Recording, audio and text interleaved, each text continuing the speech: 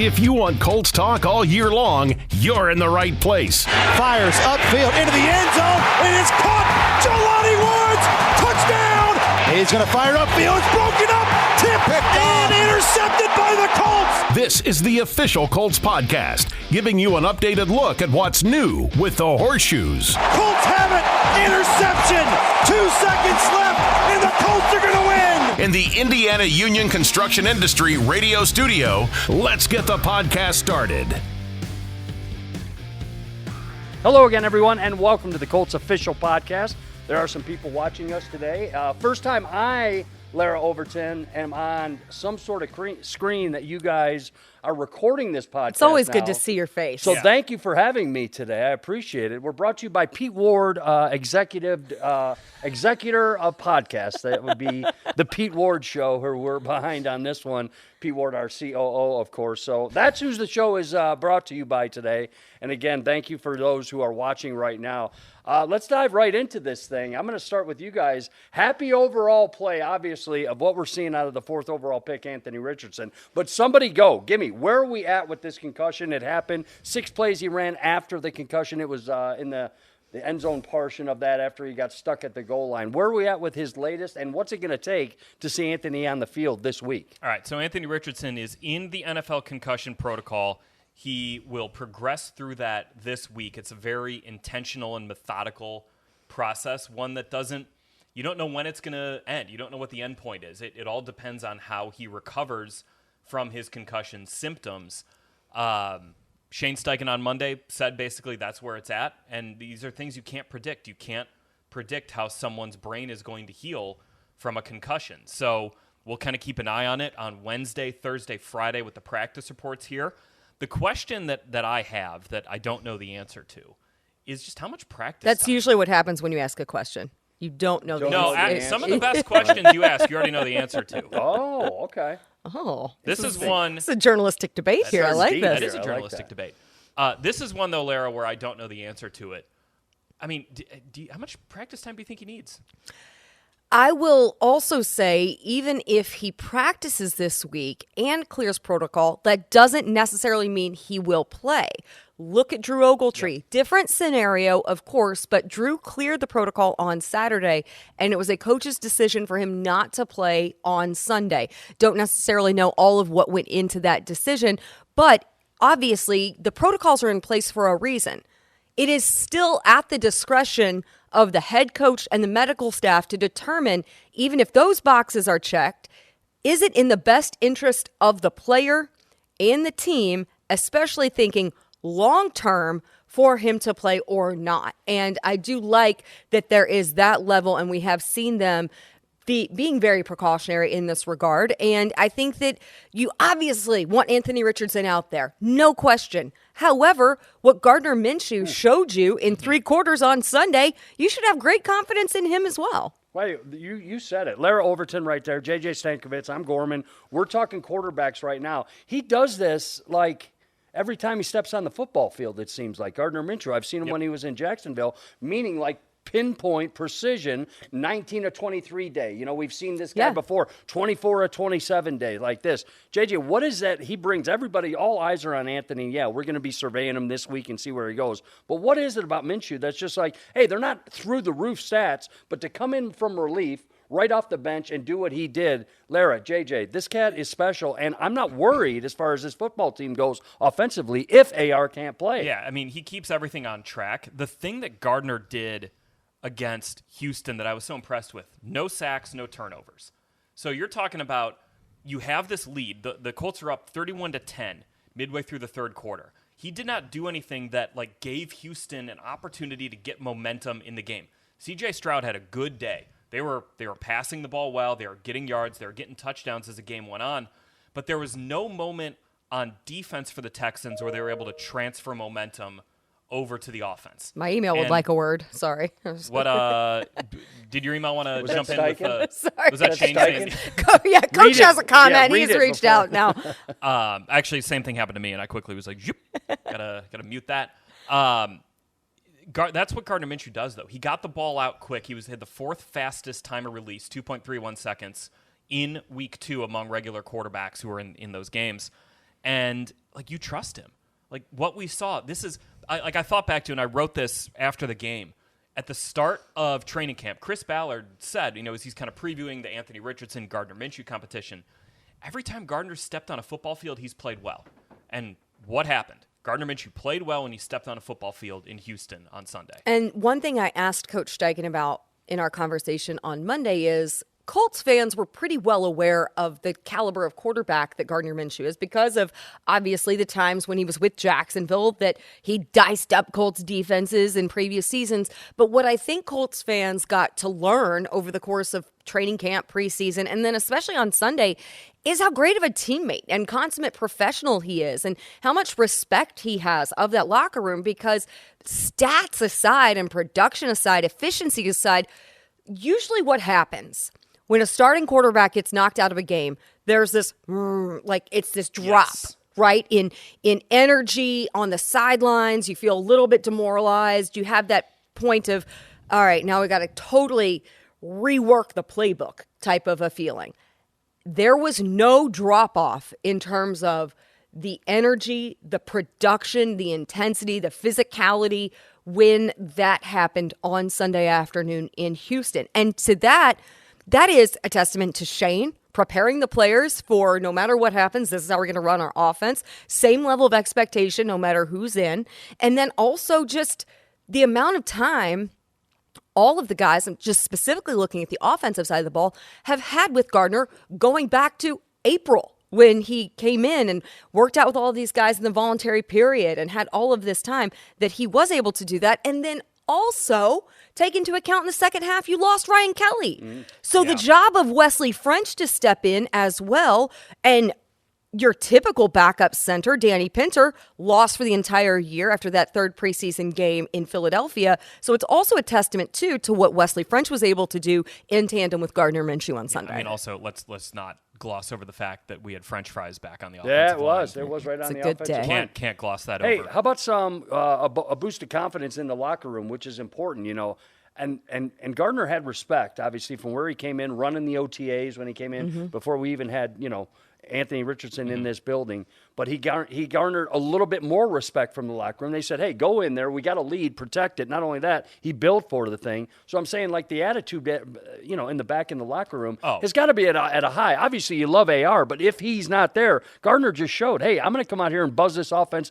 not like AR does, but I tell you what, it's going to be a little bit different look. You guys, I got your back, and that's a comfortable feeling. Okay, speaking of got your back, did you see the Gardner Minshew quote after the game? What he told Anthony? He in the locker room, I believe it was at halftime, right? Halftime, yeah. I'm going to go win this for you. We're going to go win this for you. Like, he completely had Anthony's back. Anthony had done all of that work, right, to get that incredible offensive momentum in the first quarter. Gardner's thought was, you've worked too hard. I'm not letting you down. Like, that compliment, that respect, that quarterback tandem. Also, I'm going to throw, Sam Ehlinger in there too, into that trio within the quarterback room. That's something special and just is an indication of the great teammate that he is. Remember how I was just like never, sometimes you ask questions that you already know the answer to. When I went into the locker room in Houston, I knew the answers I was going to get when I asked everyone, just what's Gardner Minshew like as a dude? Like, how prepared is he? All those things. And I got, one of the easiest things to go into that Colts locker room and talk about is Gardner Minshew with his teammates. They all love this dude. They respect him so much. It's both sides of the ball. Like, Zaire Franklin was talking to him, and he's just like, you see Gardner prepare so much. And he can sit down at any table in the lunchroom. He can sit next to anyone's locker and have a conversation and be your best friend. And, he's just that dude. He just has a presence about him. He's wholly authentic. He is exactly who he is. Okay, and he is consistent in that. On that point, my favorite moment from post-game Sunday, James Boyd from The Athletic made a comment in a question to Gardner of you can move around a little bit, obviously. And Gardner just goes, thank you. It was great. It was incredible. That's just who Gardner is. He's just he's a cool dude who's super funny. And this is my theory on backup quarterbacks in the NFL. The ones who last have two things. They know an offense and they're great hangs. Great hangs? They're great hangs. Is your guy Chase Daniel? He must be an incredible hang. Oh, dude, the best hang right there. A Missouri guy that comes out. It doesn't matter 14-year what career as a environment backup, he's made in. $41 million. Hey, I've got the cold drinks here, whatever you guys But you know need. what? He knew every offense. That's true, though. He's a smart Started guy like 5 that. games in 14 years. Was a backup for 14 years. I love talking backup But quarterbacks. Gardner Minshew, Yeah. like, you talk about knowledge of the offense. He can drop into a game that Shane Steichen's calling, and Shane knows what to do with him, and he knows what to do with the just plays saw that it. Shane is calling. And then he's a great hang. You want to hang He's out a with great this hang guy. as well. I got to switch over. Tip of the cap time for a couple of different position rooms in the back there. Offensive line, okay, not allowing a sack on it, and Zach Moss. I want to kind of meld these two together. Larra, we saw it week 1. We didn't have a running game. It affected us. I mean, people are saying if we had a running game in that week 1, You had a we'd be running game 2-0 with right Anthony now. Richardson is where your You running know what I'm game saying? was But we did see generated. that with Zach Moss. We did see that with the offensive line. I love Zach Moss. And from the moment he stepped in late in the 2022 season, you saw the physicality, the tenacity that he brought to that group. I mean, when you have an offensive line that's fighting so hard to set up those blocks and open running space for you, and then you have a guy who is just dragging bodies with him. I mean, it's 2 and 3 defenders that it takes to bring down the tractor trailer that is Zach Moss, especially, when he's charging toward the end zone, when he's in red zone situations.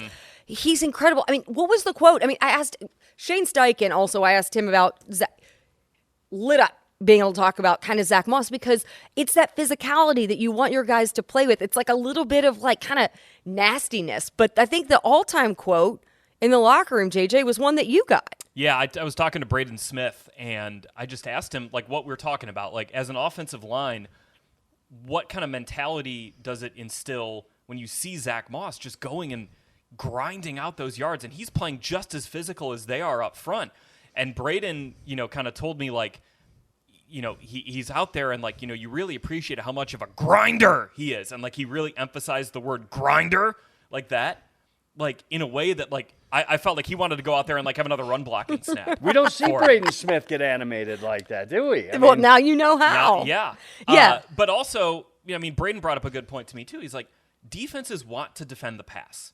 The last thing a defense wants to do is defend the run when they can't stop it. When the only way to stop it is you have to rally 8-9 guys to the ball to stop it.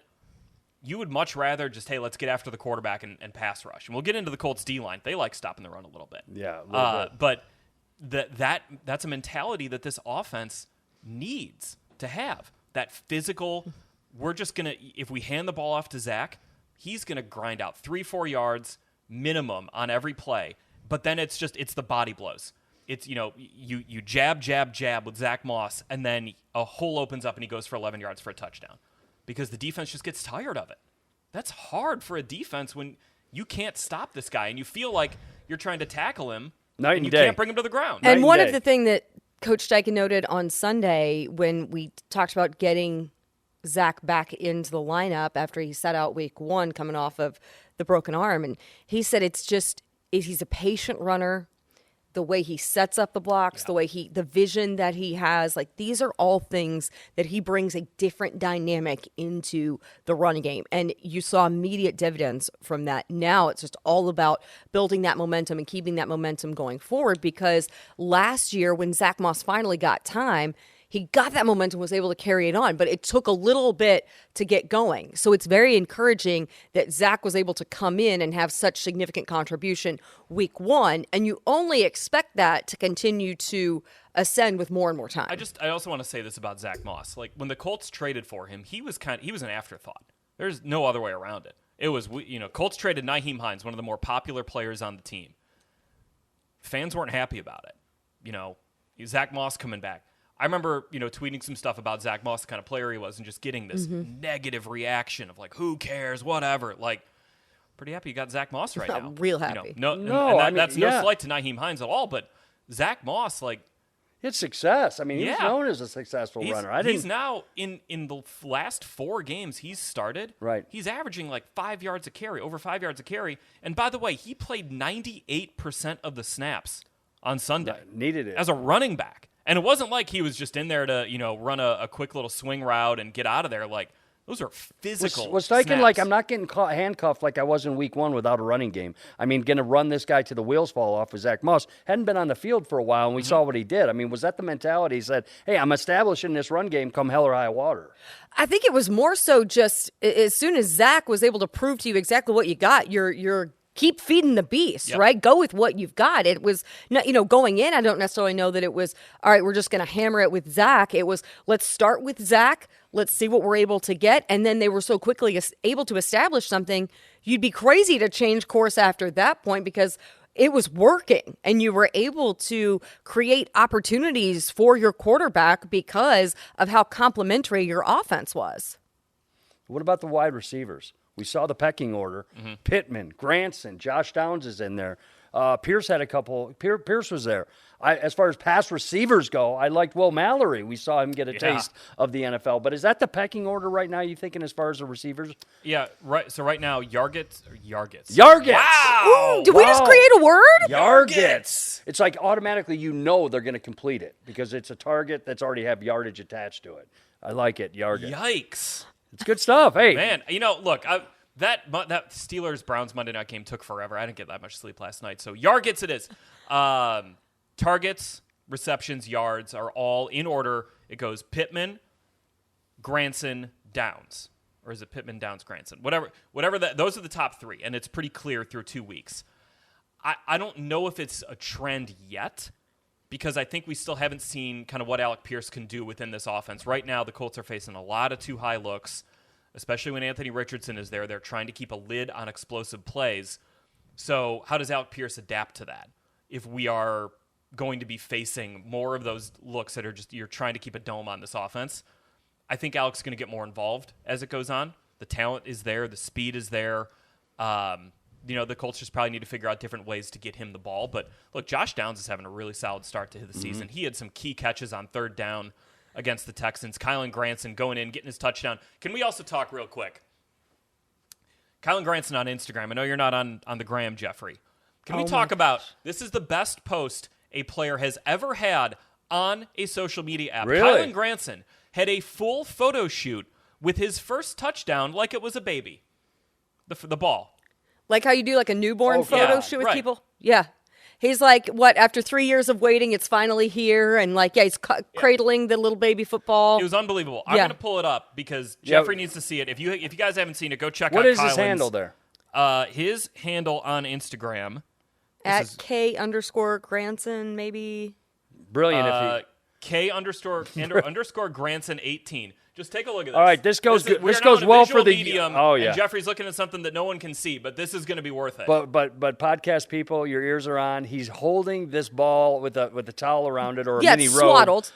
Swaddled up to the heavens, showing the sheer joy of a proud parent with the football. And the comments on it are incredible. It's Mo Alley Cox being like, bro, with a bunch of, crying emojis, and he replies, can't wait for it to meet Uncle Mo. Oh, that's great. Julian Blackman, who was like, log off the internet. Yeah, Julian Blackman's like, log off or something, and he replies, let's get the kids together. Granson is one of those trivia questions where if we asked it before this segment, like how many career touchdowns does Kylan Granson have? I'd go, well, there's one.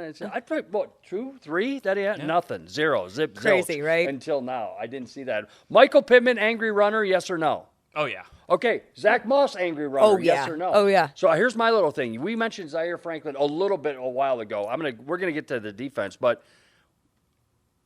is Zach Moss Zaire Franklin offensively, or is Michael Pittman? Because they sort of have that same burying mentality. Zaire, you just keep doing what you're doing, burying people, getting up, not taunting them over them, but oh my gosh, I'm saying he is playing angry. He is playing, obviously with a lot of something or other. He continues this up, and I was thinking about this. If he causes a turnover or two more, or recovers a fumble or an interception, and continues the pace that he's on, Zaire Franklin's Defensive Player of the Month for the first month of the NFL season. Has to be. He leads the league in tackles, 18 right? tackles, then came down to 13. He's got 30 tackles right now. Sorry about that transition, but I love this kid and what he's doing. He's literally on an all-pro type of a year. What he had last year, we saw what he did as well. One thing to double back and just piggyback on the angry runs and the tight end conversation. Every single tight end had a catch on Sunday. How about that? Think about that. angry run. Can we all just take a moment, emphasis on the Mo. He the did. yards after catch Put the head down again. Oh my! I mean, if you see a man of that size Get with out. that speed trucking towards you, Try a leg whip. just Yeah. just You know what I mean? Don't shoestring get stuck tackle in is that, your yeah. best option because you don't want to go full bodied saw it. against He that trucked- man. Especially when he's Trucked going into him. defensive backs. Yeah. Yes, Oh, no. that's no. like T's and P's for that safety back there. Yeah. Or, oh my gosh.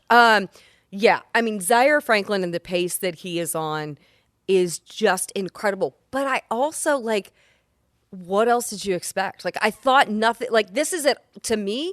It's impressive. It is not surprising in the least because of what you have just come to expect from Zaire Franklin and what he expects of himself. That's one thing I asked him to start the season is so many people have taken notice of your play and of your career over the last, maybe 2 years or so, especially last year when he set the single season tackle record.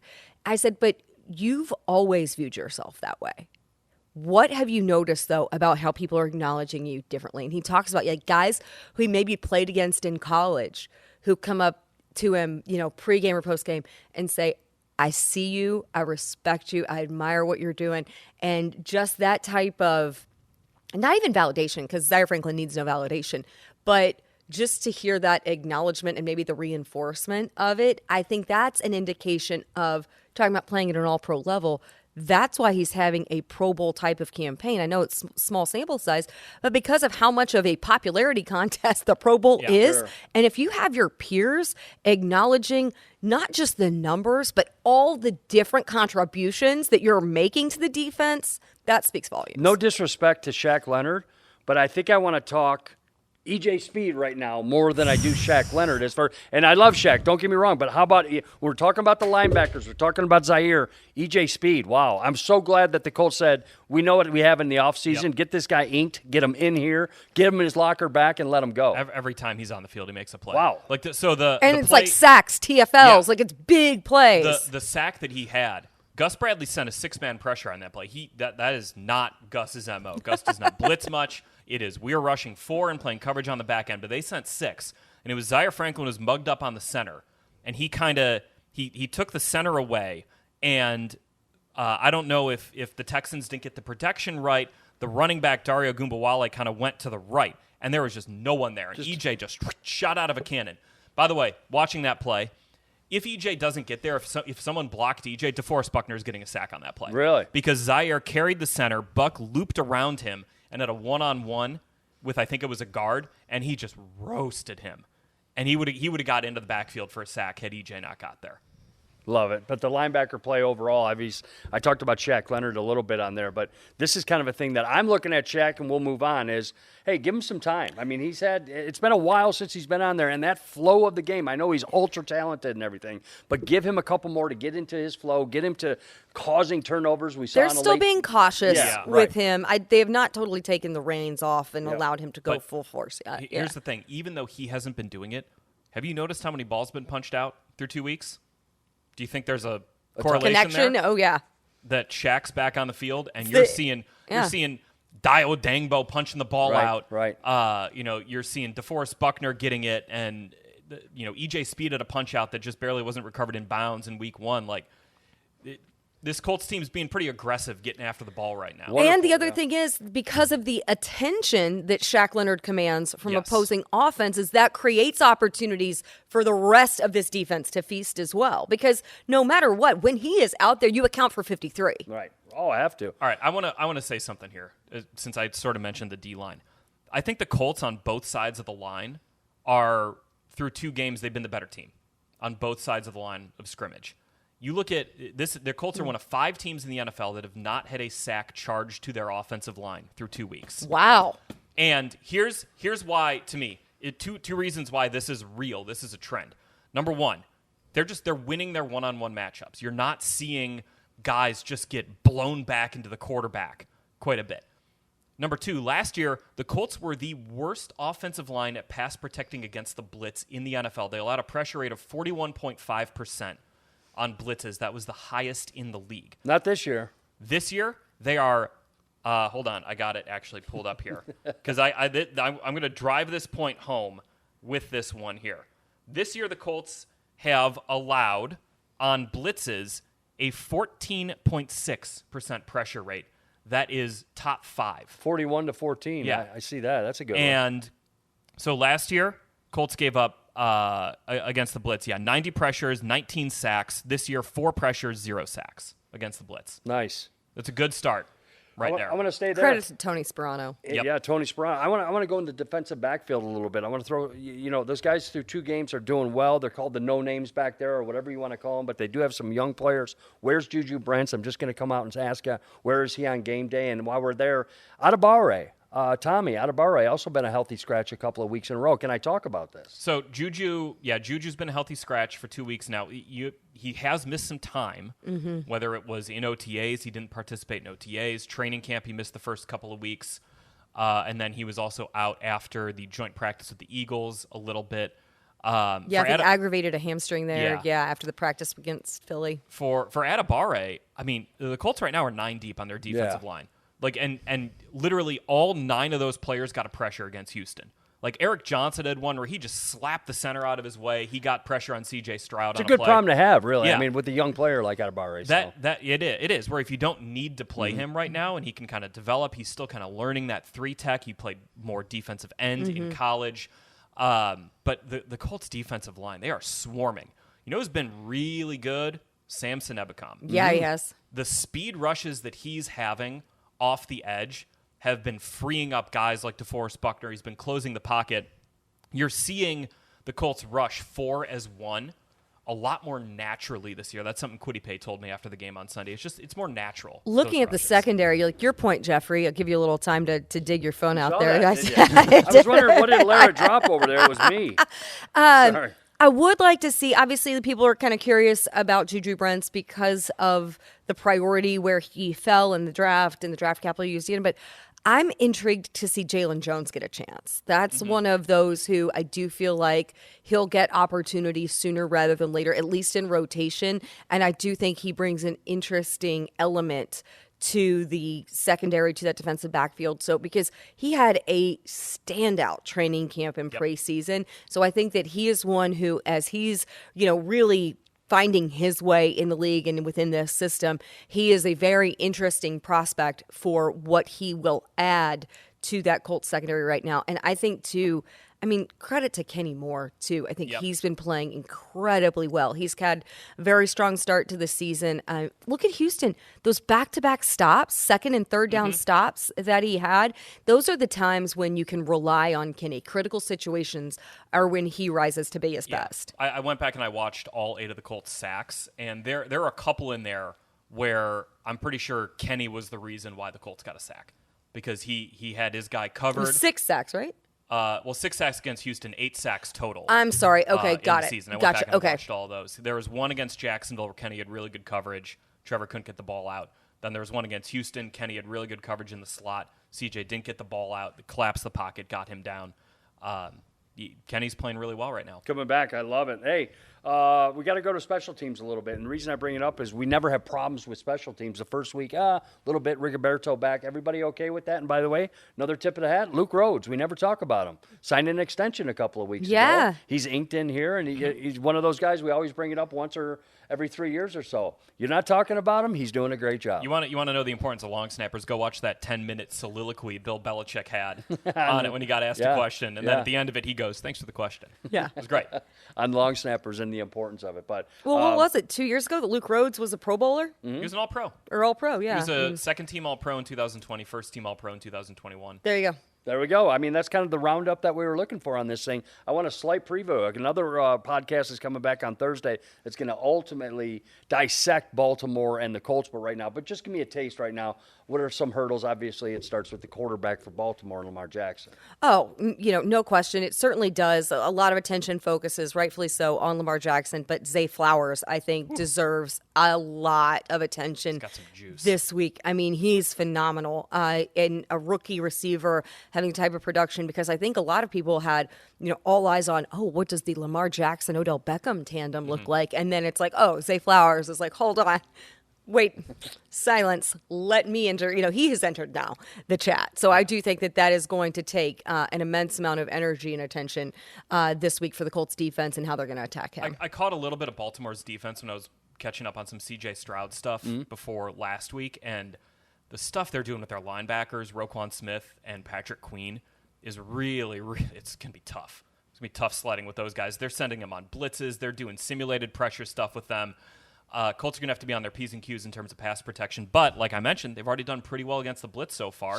Right. This game is going to be a good test. Hey, hats off to the offensive line. A lot of hats off this week, but we're moving on to Baltimore. We're seeing what's going on. The latest with Ryan Kelly, the latest with Anthony Richardson. These are the two people right here. One to my left and one to my right. Follow along if you're watching on YouTube or you're listening right now on the podcast. Follow them on social media, at Larra Overton, at JJ Stankevitz. They will give you the latest on what is happening, especially AR Watch, because we're here on Tuesday and it's starting. Thursday will be a big day on that. Friday will be a big day on that. I don't want to get into what ifs, but if he doesn't practice tomorrow, we're still holding our breath. We're still in that situation where if he doesn't practice tomorrow on Wednesday, hey, he can get a practice in on Thursday, sort of the leading up to the walkthrough on Saturday. I wouldn't say 2 straight days of miss, not being real optimistic on that, but that's why you guys are here going to be telling the fans where he is, what he's doing, and what the latest is. Sound good? Sounds good to me. No pressure, guys. Hey, no pressure. How did you feel on your first YouTube podcast? I liked it. I need something coming in. I need somebody coming in offering me a water, no lemon in that water too, by the way. Or still or possibly sparkling? An iced tea or something. Okay. And I wouldn't mind catering. a little. We need craft services. I'm going to be honest with you. I wouldn't mind a little hummus here. Oh, Just I love charcuterie. Something Oh, you could I pick love at here. yeah. All right. Good point, Larra. Go over this. When I got the mouth, I love that. JJ, your thoughts. Yeah. And then we go. Okay. You know what I'm saying? like what's your a little crudité. That's what I need. Yeah. Get a little bruschetta in there, Yeah. maybe? Okay. I don't know if I'm here or I'm here. One thing we do have to acknowledge, if you're watching on YouTube, the throwback pennant there, you'll see that later this season. This was designed by our very own Aaron Balderson. So that is, we're trying to, zhuzh it up a little bit around here. So if you have some suggestions on what we should add here to our wall, maybe we'll get some jerseys, some home field swag. Home field stuff is available at the Pro Shop. JJ and I, we're wearing Pro Shop stuff. Larry, you got the home field. I do. The special that Pro jacket Shop is stuff. Yeah, It's this a is the great Super one, Bowl 06 jacket right Find here. it. Colts website and the Pro Shop is open. Guys, I enjoyed it. I know you're coming back strong with a podcast on Thursday. You're busy all throughout. As soon as the game ends, you're on a podcast with Bill Brooks and everything. So, again, at JJ Stankevitz, at Larra Overton. Thanks for letting me sit in the middle here. Hey, Gorman. Yeah, Hey, we're going to Gorman. follow next week with some food. I hope you guys are there at YouTube and podcasters. We will be back giving you the latest and the greatest. Tip of the hat to the offensive line. Zaire Franklin, Shane Steichen, his first NFL win. The list goes on and on. Guys, we're going to compare notes next week. Same time, same place. For Larra Overton and JJ Stankevitz, I'm Jeffrey Gorman. We'll talk to you then.